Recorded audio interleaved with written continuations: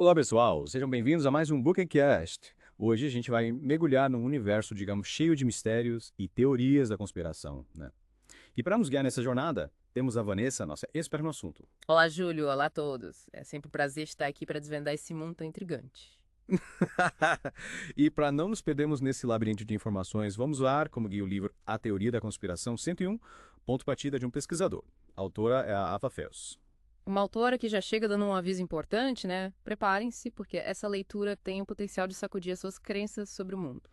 Parece que a gente vai ter que abrir bem a mente para essa conversa. Mas antes de começar a questionar tudo e todos, acho que é legal a gente partir do básico. Vanessa, o que define uma teoria da conspiração? Júlio, uma teoria da conspiração tenta explicar eventos importantes, sabe? Aqueles que têm grande impacto social ou político, atribuindo a causa a um grupo secreto poderoso que age, muitas vezes, de forma obscura, em benefício próprio. Então é tipo, por trás de tudo que acontece, tem um grupo de pessoas controlando tudo. Tipo, igualzinho aqueles filmes de suspense. É isso mesmo. E a Rafa Fels faz uma observação bem curiosa no livro, viu? Ela sugere que o próprio estudo das teorias da conspiração pode ser considerado ele mesmo uma teoria da conspiração. Afinal, questionar a versão oficial dos fatos e buscar explicações alternativas já demonstra um certo grau de desconfiança, né? Caramba, isso é bem irônico, né? Quer Hum. dizer que a gente já começa esse mergulho desconfiando de tudo, até da própria autora do livro. Pois é, Júlio, é a natureza do tema, né? Mas falando em desconfiança, a Ava Fels traz à luz algumas teorias bem famosas que até hoje geram debate, discussão. Quais teorias você acha que mais chamam a atenção das pessoas? Bom, acho que os clássicos nunca saem de moda, né? O assassinato de JFK, o 11 de setembro. E claro, a queda do disco voador em Roswell. Aliás, essa de Roswell sempre me fascinou. Aliens, conspirações governamentais. Ah, Roswell. Um caso que até hoje intriga, né? A gente está falando de 1947, quando um objeto não identificado caiu num rancho no Novo México. Isso mesmo. E as autoridades americanas inicialmente falaram em disco voador. Depois mudaram a versão, dizendo que era um balão meteorológico. Mas, e o mistério continuou. Continuou. Militares cercando a área, evidências sumindo, imprensa proibida de chegar perto. Parece roteiro de filme, né? Mas, e essa história do balão meteorológico? Convenceu alguém. Ah, Júlio, convenhamos, né? A versão oficial nunca foi muito convincente e o sigilo em torno do caso só aumentou a desconfiança, alimentando teorias sobre a existência de vida extraterrestre e um grande acobertamento governamental. Faz sentido. E a história dos discos voadores não parou por aí, né? A gente vive ouvindo relatos de avistamentos de OVNIs até hoje. Exatamente. E não são só avistamentos. Tem gente que relata abduções, mutilações de gado, círculos nas plantações. Um prato cheio, para quem gosta de mistério. E o governo americano, como sempre, mantém o silêncio estratégico sobre o assunto, né? Mas, e sobre o 11 de setembro e o assassinato de Oterká, o que mais a Ava Fels levanta no livro? No caso do 11 de setembro, ela apresenta a polêmica teoria de que o ataque terrorista teria sido, na verdade, uma operação de bandeira falsa orquestrada pelo próprio governo americano. Uma teoria que, se verdadeira, bom, seria chocante. Chocante é pouco, né? Mas o que seria exatamente uma bandeira falsa, Vanessa? É basicamente um ataque planejado e executado pelo próprio país que se diz vítima, com o objetivo de culpar um inimigo e justificar uma guerra. No caso do 11 de setembro, essa teoria sugere que o governo americano teria permitido ou até mesmo orquestrado o ataque para ter um pretexto para invadir o Afeganistão e o Iraque. Nossa, é uma teoria bem pesada, né?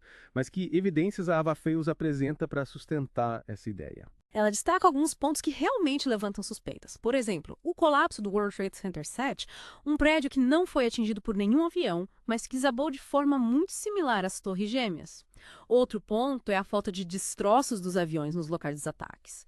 E tem ainda o fato do Pentágono ter confiscado 84 fitas de segurança de empresas ao redor do prédio, mas só ter liberado um trecho de 5 frames que, coincidentemente ou não mostram o avião atingindo o prédio. É, muita coincidência junta, né? Difícil não ficar com a pulga atrás da orelha. Sobre o assassinato de John F. Kennedy. Ela levanta a hipótese que Lee Harvey Oswald, o suposto atirador, pode não ter agido sozinho. A precisão dos disparos, a rapidez com que ele teria recarregado a arma, a falta de respostas definitivas mesmo após várias investigações. Tudo isso contribui para a dúvida. Inclusive, ela menciona a teoria, um tanto controversa, de que o tiro fatal que atingiu JFK pode ter sido acidental, disparado por um agente do serviço secreto. Acidental. É sério.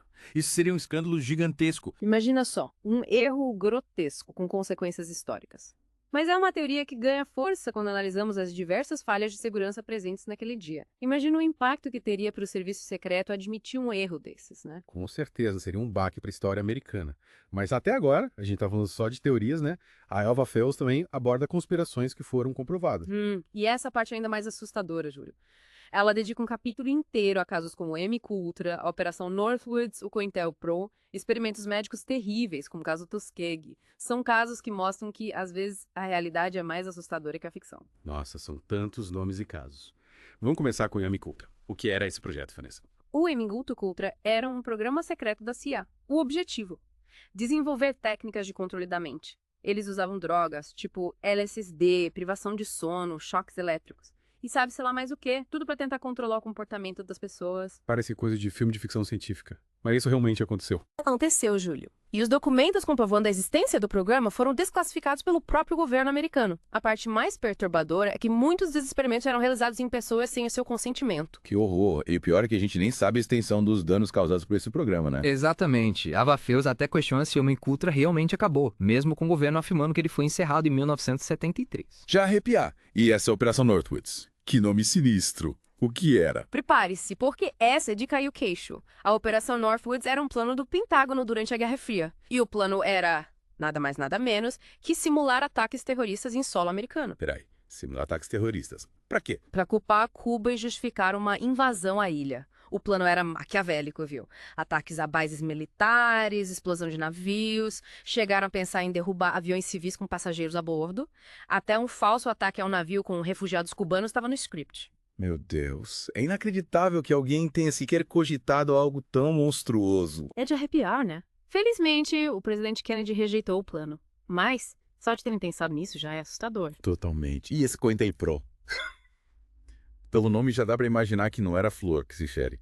Era mais um programa secreto, dessa vez do FBI, criado nos anos 50. O alvo eram grupos de indivíduos considerados subversivos. Tipo, Partido Comunista, as Panteras Negras, até o Martin Luther King Jr. estava na mira. Ou seja, espionagem e perseguição política em nome da segurança nacional. Exatamente. Usavam métodos ilegais para infiltrar, desacreditar e neutralizar esses grupos. Uma clara violação dos direitos civis e da privacidade de milhares de pessoas. Pessoal, mas esse programa veio à tona. Um grupo de ativistas contra a Guerra do Vietnã invadiu um escritório do FBI e roubou documentos secretos. Documentos que expunham as atividades ilegais do COINTELPRO. Que coragem. Ainda bem que eles fizeram isso, né? Sim, Senão nunca saberíamos dessa página obscura da história americana. verdade. E por falar em páginas obscuras, precisamos falar sobre o caso Tuskegee. Essa é de partir o coração. Eu já ouvi falar, mas não sei os detalhes. Me conta. Entre 1932 e 1972, o Serviço de Saúde Pública dos Estados Unidos conduziu um estudo cruel, onde 400 homens negros com sífilis foram intencionalmente privados de tratamento. Que absurdo! Mas por quê? Qual era o objetivo? Os médicos queriam observar a progressão da doença e, para piorar, eles escolheram apenas homens negros para o estudo. Que horror! Mas por que só homens negros? Naquela época, o racismo era tão enraizado que os cientistas acreditavam que os negros eram inferiores. Eles achavam que o corpo deles reagiria de forma diferente à doença. que absurdo. E qual foi o resultado desse estudo macabro? Muitos dos homens morreram por causa da sífilis. Outros sofreram graves sequelas, como cegueira, problemas cardíacos, demência. E o pior, muitas esposas e filhos desses homens também foram infectados. Eles não sabiam da verdade. Um verdadeiro crime contra a humanidade. E o governo americano só admitiu a culpa e pediu desculpas décadas depois, quando o escândalo veio à tona, né? Infelizmente, o caso Tuskegee não foi um caso isolado. A Ava cita outros exemplos de experimentos médicos antiéticos realizados pelo governo americano. A infecção de pacientes mentais com o vírus da influenza, o estudo da malária em presidiários, a inoculação de doenças sexualmente transmissíveis em pessoas na Guatemala. Deixa eu te perguntar. Em nome de que tipo de progresso científico eles se achavam no direito de fazer isso com seres humanos? Uma pergunta que ecoa até hoje. Esses casos nos fazem questionar os limites da ética na ciência, a responsabilidade do governo em proteger seus cidadãos. E a Ava não para por aí, né? Ela também fala sobre a fluoretação da água. Sim, e esse é um tema que gera muito polêmica, Júlia. A fluoretação da água foi implementada em diversos países. O objetivo era prevenir cáries, né? No entanto, a Ava apresenta estudos que apontam para os possíveis efeitos colaterais do flúor. Danos aos rins, ao fígado, calcificação da glândula pineal, redução do QI. Eita. Quer dizer que aquele flúor que a gente usa para escovar os dentes pode ser prejudicial à saúde. Mas e os dentistas que sempre recomendaram? A discussão é complexa, mas a AVA defende que os benefícios da fluoretação da água são questionáveis e que os riscos devem ser levados em consideração. Ela sugere que usar produtos com flúor, como cremes dentais e enxaguantes bucais, já seria suficiente, sem a necessidade de expor a população aos possíveis malefícios da ingestão de flúor na água. E parece que essa história de que flúor faz bem não é bem assim. Mas e aí, Vanessa? Depois de desvendar todos esses segredos obscuros, a Ava nos dá alguma esperança. Existe alguma forma de combater essas conspirações e buscar a verdade. Ela aborda os desafios enfrentados pelos teóricos da conspiração no próximo capítulo. E acredite, não é fácil ser um caçador de verdades nesse mundo dominado por segredos e manipulações. Então quer dizer que a gente vai terminar esse mergulho mais desconfiado do que começamos. Talvez. Mas com a mente mais aberta, mais preparada para questionar tudo que nos é apresentado como verdade absoluta. Afinal, como dizia o grande Carl Sagan, afirmações extraordinárias requerem evidências extraordinárias. Sábias palavras. Então, ouvintes, preparem-se para a segunda parte desse mergulho profundo no mundo das teorias da conspiração. Voltamos em breve com mais revelações bombásticas do livro A Teoria da Conspiração 101, da Eva Fales. Até lá! Pois é, Júlio. É como se a gente estivesse tateando no escuro, tentando juntar as peças de um quebra-cabeça gigante, sem ter todas as peças, né? E a Eva Fales fala bastante sobre esses desafios, né? A dificuldade de se navegar nesse mundo das conspirações. Que tipo de dificuldades ela destaca? Uma das principais é a falta de transparência por parte do governo. Ela também fala sobre a influência da mídia, a dificuldade de encontrar informantes confiáveis e a ação de grupos poderosos, grupos que, segundo as teorias, estariam manipulando os acontecimentos. Entendi. E essa falta de transparência do governo? Como isso impacta quem busca a verdade? Bom, vamos pegar o caso do JFK, por exemplo. Até hoje, grande parte dos documentos relacionados à investigação estão em segredo. Tudo em nome da segurança nacional. Mas como a gente pode confiar na versão oficial se as provas estão escondidas? É como se estivessem escondendo peças fundamentais do quebra-cabeça, né? A gente nunca consegue montar a imagem completa. E nesse contexto, qual o papel dos informantes nessa busca pela verdade? Os informantes, também chamados de whistleblowers, são pessoas que têm acesso a informações confidenciais e decidem torná-las públicas, mesmo correndo grandes riscos. É, verdadeiros heróis, arriscando tudo para trazer a verdade à tona. E a Ava Fales cita algum caso específico no livro. Ela menciona o caso da Chelsea Manning, que vazou documentos secretos do exército americano para a Wikileaks, e o caso do Edward Snowden, que denunciou o esquema de espionagem global da NSA, caso que mostram como a informação pode ser poderosa e perigosa ao mesmo tempo. Com certeza, é uma faca de dois gumes. E a mídia, qual o papel dela nesse cenário? A Ava acredita que a mídia tem um papel fundamental na construção da narrativa oficial e, às vezes, na desinformação. Ela defende que os grandes veículos de comunicação são controlados por grupos poderosos e que esses grupos ditam o que deve ser noticiado e como deve ser noticiado. Ou seja, a mídia seria uma espécie de porta-voz do sistema, moldando a opinião pública e escondendo a verdade. É essa a perspectiva que ela apresenta no livro. Ela defende que a gente precisa ter um olhar crítico sobre as informações veiculadas pela mídia, buscar fontes alternativas de informação. Faz sentido. Afinal, quem controla a informação controla a narrativa. E quais seriam essas fontes alternativas? Blogs, sites independentes, redes sociais. Sim, existem várias fontes de informação fora do mainstream, né? Mas é preciso ter cuidado, nem tudo que reluz é ouro. É importante checar a credibilidade das fontes, cruzar informações, manter o senso crítico. Pelo visto, o caminho para desvendar as teorias da conspiração é cheio de armadilhas. E a Ava também fala sobre os players, né? Os atores por trás das conspirações. Quem seriam eles? Ela menciona os Illuminati, os maçons, a nova ordem mundial, o grupo Bilderberg, grupos secretos e elites globais que estariam manipulando os acontecimentos mundiais em benefício próprio. Os Illuminati, sério. Essa não é uma teoria meio ultrapassada. Pode parecer, Júlio, mas a crença na existência de sociedades secretas, de elites globais que controlam o mundo, é muito forte entre os teóricos da conspiração. E a Ava apresenta alguns argumentos. Por exemplo, a influência de grupos como o Bilderberg, um grupo que reúne anualmente líderes políticos, empresariais, intelectuais, tudo em total segredo. Reuniões secretas, acordos obscuros. Parece que a gente não está falando de um clube exclusivo, né? Onde as regras do jogo são definidas por poucos. E qual seria o objetivo final desses grupos? A dominação global, a criação de uma nova ordem mundial, um mundo onde as liberdades individuais seriam suprimidas e a população mundial seria controlada por uma elite autoritária. Um cenário distópico, que lembra obras como 1984, de George Orwell, Admirável Mundo Novo, de Aldous Huxley. E a Eva Fales apresenta alguma estratégia para combater essa ameaça à liberdade e à democracia. Ela defende que o primeiro passo é despertar a consciência das pessoas. mostrar a elas a realidade das conspirações. Questionar a versão oficial dos fatos, buscar informações em fontes alternativas e espalhar a verdade. Mas como fazer isso sem parecer um maluco da conspiração? É um desafio tanto, né? A Havas sugere cautela ao abordar o tema com pessoas que não estão familiarizadas com as teorias da conspiração. Apresentar fatos, evidências, argumentos lógicos, sem cair em exageros ou teorias sensacionalistas. O objetivo é plantar a semente da dúvida, incentivar as pessoas a pesquisarem, a formarem suas próprias conclusões. É um trabalho de formiguinha, mas essencial para combater a desinformação, o controle mental. Mas, pelo visto, a Ava não se contenta em desmascarar as conspirações tradicionais, né? Ela vai além, explorando teorias ainda mais controversas, assustadoras. É isso mesmo. Prepare-se, porque agora a coisa fica realmente bizarra. Ava nos leva para um mergulho no lado mais obscuro, esotérico das teorias da conspiração, onde a realidade se mistura com ficção científica, paranormalidade, misticismo. Estou curioso e com um pouco de medo ao mesmo tempo. Que tipo de teorias estranhas nos esperam nessa próxima etapa da nossa jornada? Vamos falar sobre o controle populacional, a agenda secreta da ONU, os períodos das vacinas, a verdade sobre os chemtrails, a eugenia como ferramenta de poder, monumentos misteriosos com mensagens codificadas e muito mais. Nossa, parece que a gente vai entrar num território onde os limites da realidade são borrados. A lógica é colocada em xeque. Preparem-se, ouvintes, para uma viagem alucinante pelo lado mais sombrio, surreal, das teorias da conspiração.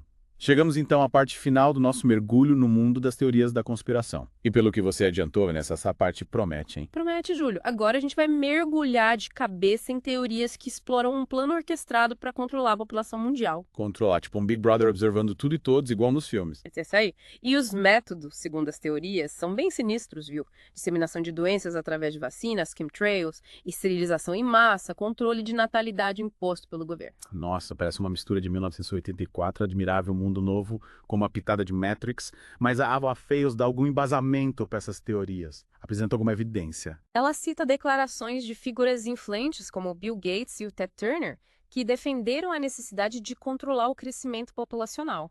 É claro que eles falam disso dentro de um contexto de sustentabilidade do planeta, mas para alguns teóricos isso é um indício de algo maior, mais obscuro. Entendi. E ela também menciona documentos da ONU, certo? Isso, a Agenda 21, por exemplo, que propõe medidas para um desenvolvimento sustentável. Mas, para alguns, isso não passa de uma cortina de fumaça para uma agenda secreta de redução populacional. E essa história das vacinas. A Bill H. compra a ideia de que elas seriam usadas para causar doenças, para controlar a população. Ela apresenta estudos que apontam para os possíveis efeitos colaterais das vacinas. E menciona a questão do autismo, que é um dos pontos levantados por críticos às vacinas. A questão é, será que a indústria farmacêutica está escondendo a verdade sobre os riscos das vacinas, só para lucrar com a venda de medicamentos? Essa discussão sobre vacinas é realmente polêmica. E os chemtrails? Ela acredita mesmo nessa teoria de que aviões estariam pulverizando produtos químicos na atmosfera. Ela mostra algumas evidências, como fotos e vídeos de rastros de aviões que demoram para sumir, rastros que formam nuvens artificiais. A teoria é que esses rastros poderiam conter substâncias químicas, substâncias para controlar o clima, modificar o comportamento humano, ou até espalhar doenças. Parece coisa de filme de ficção científica. Mas é curioso como essas teorias prendem a atenção das pessoas. E essa tal de eugenia, o que seria? A eugenia é uma teoria que defende o aprimoramento da espécie humana através da seleção genética. Basicamente, incentivar a reprodução de pessoas com características desejáveis e desestimular a reprodução de pessoas com características indesejáveis. Me lembro de coisas bem sombrias da história, tipo o nazismo, mas a Ava acredita que a eugenia está sendo aplicada hoje em dia. Ela aponta para práticas como o aborto seletivo e a fertilização in vitro, como exemplos de como a tecnologia pode ser usada para selecionar características genéticas. A questão é, essas tecnologias, mesmo que criadas para ajudar, poderiam ser usadas para criar uma raça superior e eliminar as imperfeições da espécie humana. É uma discussão eticamente complexa. Com certeza. E a Ava também fala das Georgia Guidestones, né? Aquele monumento misterioso com mensagens codificadas. O que ela diz sobre isso? As Georgia Guidestones são um conjunto de monólitos de granito lá nos Estados Unidos. Elas têm inscrições em vários idiomas, com mensagens que parecem ser um guia para a humanidade num futuro pós-apocalíptico. E qual é o mistério por trás dessas pedras? O que as mensagens dizem? As mensagens são vagas, abertas a interpretações. Falam sobre a importância de controlar a população mundial, preservar a natureza, buscar a paz. Mas para alguns teóricos, as mensagens revelam os planos de uma elite global para um novo mundo controlado por poucos. E ninguém sabe ao certo quem mandou construir as Georgia Guidestones. O monumento foi erguido em 1980 por um grupo anônimo. Eles te identificaram apenas como Ardeshust. É incrível como um monumento tão enigmático gera tantas teorias e especulações. Mas a Ava não para por aí, né? Ela também apresenta teorias ainda mais estranhas. Exatamente. No final do livro, ela apresenta personagens e teorias que desafiam a nossa compreensão da realidade. O William Cooper, um ex-militar que denunciou uma guerra silenciosa contra a humanidade. Bryce Taylor, uma mulher que diz ter sido vítima de controle mental e abuso por figuras poderosas.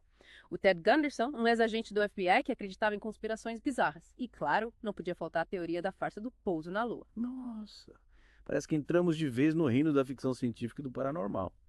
Mas, e aí, Vanessa, depois da viagem toda, qual a mensagem final da Ava? A mensagem final é um chamado à vigilância, ao questionamento. Ela nos incentiva a não aceitar passivamente a versão oficial dos fatos. Buscar informações, desenvolver o senso crítico, defender a verdade, por mais incômoda que ela possa ser. Um convite para despertar para uma realidade mais complexa do que imaginamos. Exatamente. Afinal, como diz a Ava, a verdade às vezes dói, mas é libertadora. É isso aí. E nesse mundo cheio de informações, a gente precisa saber filtrar o que é verdadeiro, o que é falso. Questionar é essencial. Com certeza. Bom, chegamos ao fim do nosso mergulho no mundo das teorias da conspiração. Esperamos que essa viagem tenha aberto a sua mente para novas possibilidades e te incentivado a buscar a verdade. Lembre-se, questionar é o primeiro passo para a liberdade. Até a próxima!